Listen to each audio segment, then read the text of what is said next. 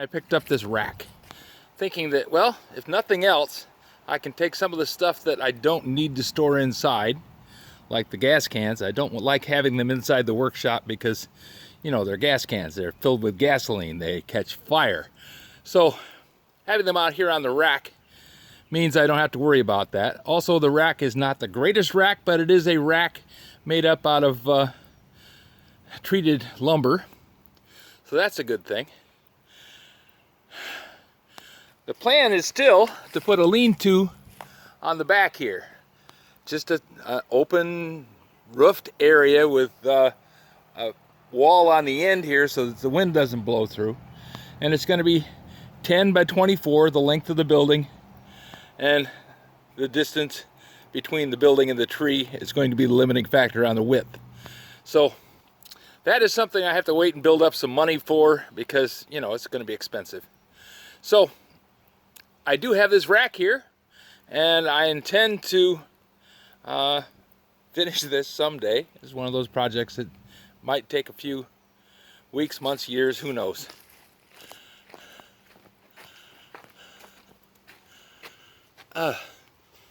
Icky bugs, icky bugs.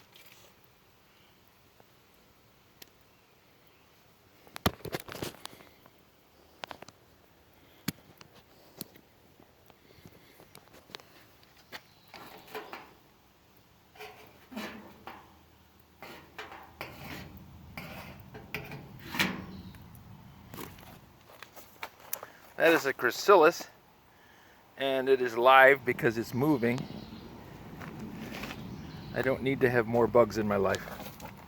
I know there are people that say, oh my God, you're ruining the world. Well, you know, it's a bug. They get inside my shop and they ruin my shop. They mess up my tools. They put webs on everything.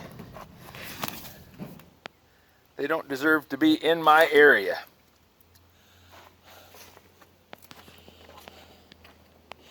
Now, I do have a pile of limestone over here, which I intend to use just strictly for putting a pad here to set the air compressor on. I'm going to take some of those 4x6s that are leaning against the tree and make a pad here and then fill it with the limestone and pour some concrete on top of it so it'll have a base. It'll hold the air compressor, because the air compressor is either going to go on this end or that end. That end has advantages because it'll be closer to the power panel.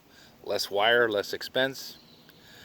This one back here would be out of the way. If I'm moving stuff in and out, I won't be bumping it. I won't have a chance of wrecking an air compressor. So, do I spend about 80 cents a foot for each piece of wire, and it's 3 wires, so 24 times 80 times 3. Do the math. I don't have time.